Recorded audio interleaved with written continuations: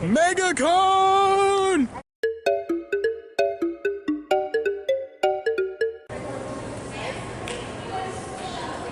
This is kind of empty.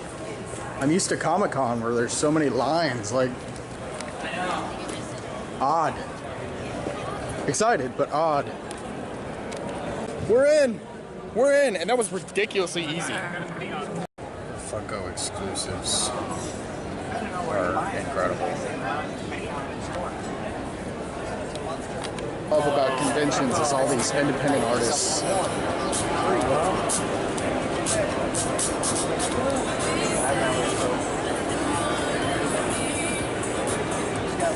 have this one at home, actually. Giant gecko! Yes! Love the gecko! Love it. This has piqued my interest. Hey! Knew it. I knew it. I've been here for what, 10 minutes? I already bought a Funko Pop. I knew I would cave. I knew I would. But Hot Top exclusive Pennywise. The one you're looking for. Oh, he's got a little red balloon. Red balloon. He's amazing. We'll all float. What is that?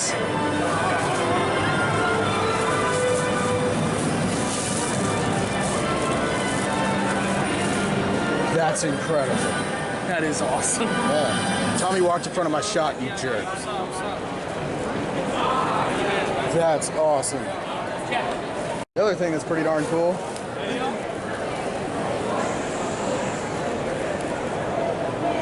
Oh, that's cool. Nothing beats classic Batman.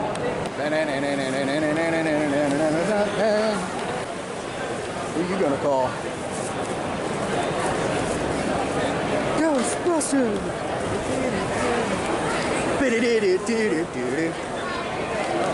That's awesome. That's really funny. What? Cool. Super cool. I think my favorite one though is the Wally. I want to go take a picture with Spidey. Guys, I just met the voice of Goofy. And as a Disney fan, I mean, it's a dream come true. Nice guy, real nice guy. He said he's been doing Goofy for over 30 years now. Something to be treasured.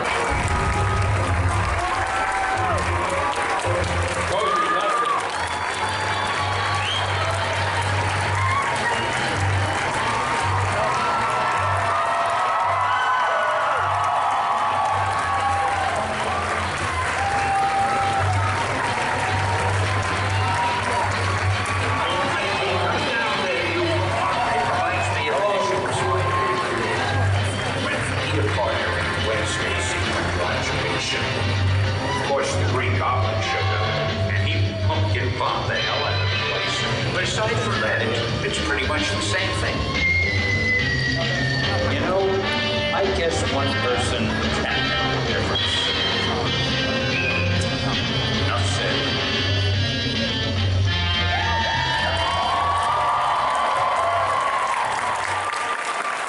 I don't care what it costs, I'm going to Tampa.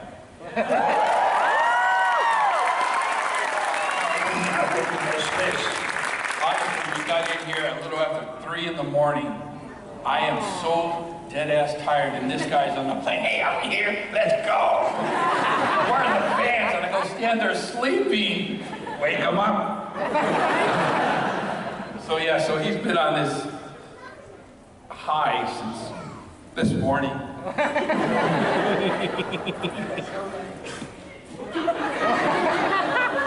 at that one, look at that one.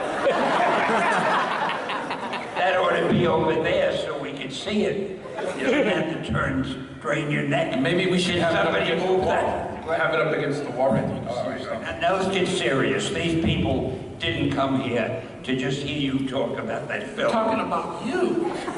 Why are they talking about me? Because you're awesome.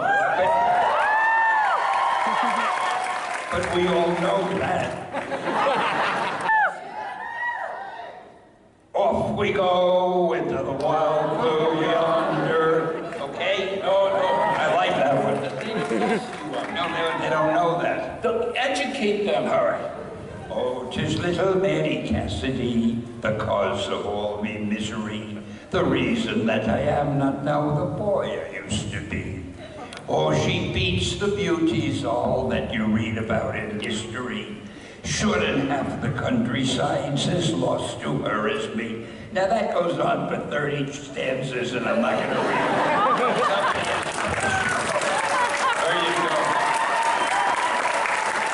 Go ahead, buddy. I just wanted to know, what was it that got you interested in doing comic books and being part of the industry as a job when you first started? Well, it won't sound dramatic. I didn't wake up wanting to be in the comic book business. Didn't have all that much money, my parents and I had just graduated high school. I needed a job. And I heard there was a job open in a publishing company. And they published a number of different things. They had sport magazines, a movie magazine, Western magazines, and they had a few comics. So I went up to the office and I said, could you use an assistant? And it happened, they needed an assistant in the comic book department, which at that time was run by Joe Simon and Jack Kirby.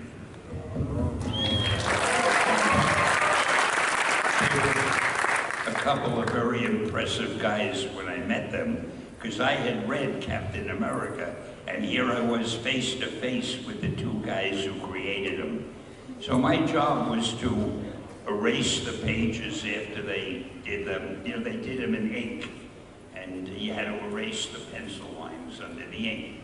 And I also went down to get them their sandwiches for lunch at the drugstore, and I swept out the place. It wasn't the most glamorous job, but I was in publishing. And after a while, they asked me, they needed something edited in a panel, and they didn't have time to rewrite it, and they'd say, hey Stan, can you rewrite this panel? And I said, sure. And little by little, I did a little work on the comics. And then one day, they both left the company. I never knew if they quit or were fired or what it was, but one day they were gone. And the publisher came into me, and I was about 17 years old then, 17 and a half. And he said, hey kid, can you handle things until I get a grown-up? When you're 17, what do you know? I said, sure, I can handle it. He never got the grown-up. Comics was so unimportant to him, I don't think he ever thought of it again, so he left me there. And I became the editor and the art director because there was nobody else. And I started writing the stories. And then little by little, I hired other artists because we didn't have Jack. And before I knew it, I was in the comic book business. And it was a total accident. I mean, if this company had sold fish, I would now be in the fish business. I'm sorry it doesn't sound more glamorous than that, but that was it. A surplus of us in this room had to evacuate, and you have been gracious enough to sell some of your memorabilia and put it on bet. There's been a very big and wide, generous reception from the Hollywood space, TVs, movies, and shows, and giving back to these hurricane victims like Booker T and Harvey. What was your main drive to come here to Florida to help out support for Irma, and well, why is it important to you? Well, what could be? We're all neighbors living in this country, all of us.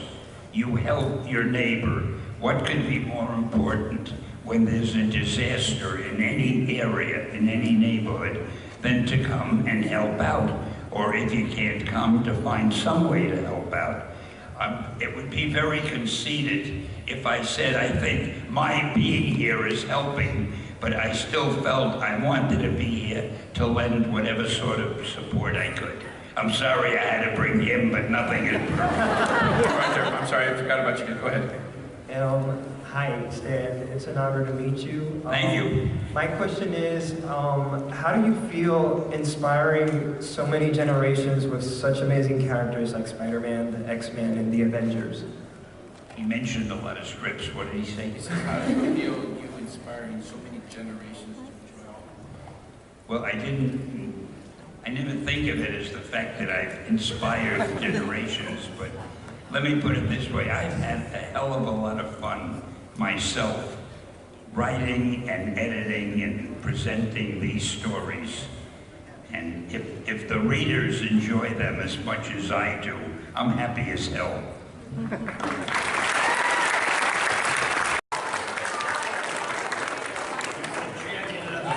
I'll stand. How are you, boss? Good to see you. All right, folks, thanks for being here tonight to honor a living legend and the only person in this world I look up to, Mr. Stanley. I'm really obligated to say that. I've known Mr. Stanley's work, of course, for almost my entire life. As long as I was cognizant of comic books, I was cognizant of the Max, voice. come here, you'll have to translate for me.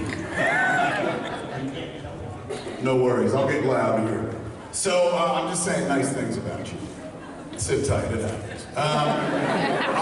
Before I ever heard Stan Lee's voice, I knew what Stan Lee sounded like. Our generation, we didn't have the internet and cable TV. We had comic books. And so, in those comic books, Stan was a voice. Amongst all of his characters, he was also a voice. He'd write in the Stan's soapbox, he would editorialize on the page. If you didn't understand something, see last issue, Ed, and usually write something kind of clever and funny. So his voice was in my head long before I heard it. First time I heard Stan Lee's voice was on Spider-Man and His Amazing Friends, the cartoon. Stan was the narrator.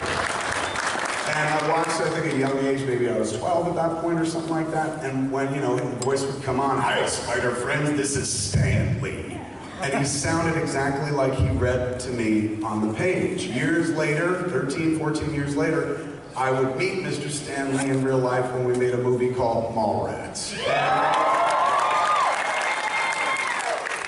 And he couldn't have been nicer. I was fledgling in my career. We needed somebody to play a bigwig in the comic book community, and there was a producer named Jim Jacks, who he's passed away now, really nice guy.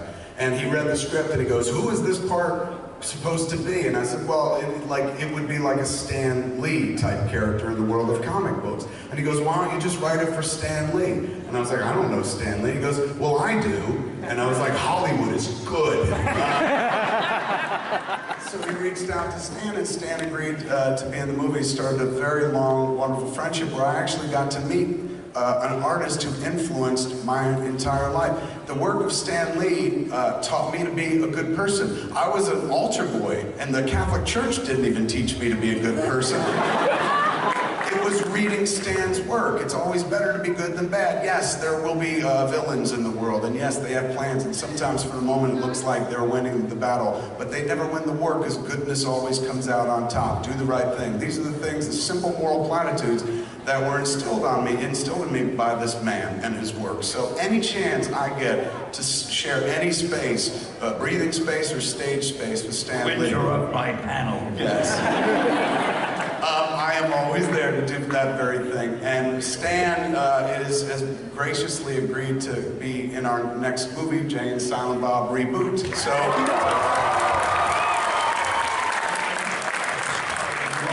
You have the starring role. Plus a cameo. Yes.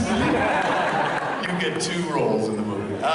Okay, so what we're talking about here right now is we've got an auction, some very cool items that we want to live auction off here in the room, with proceeds going to an organization called Feeding Florida.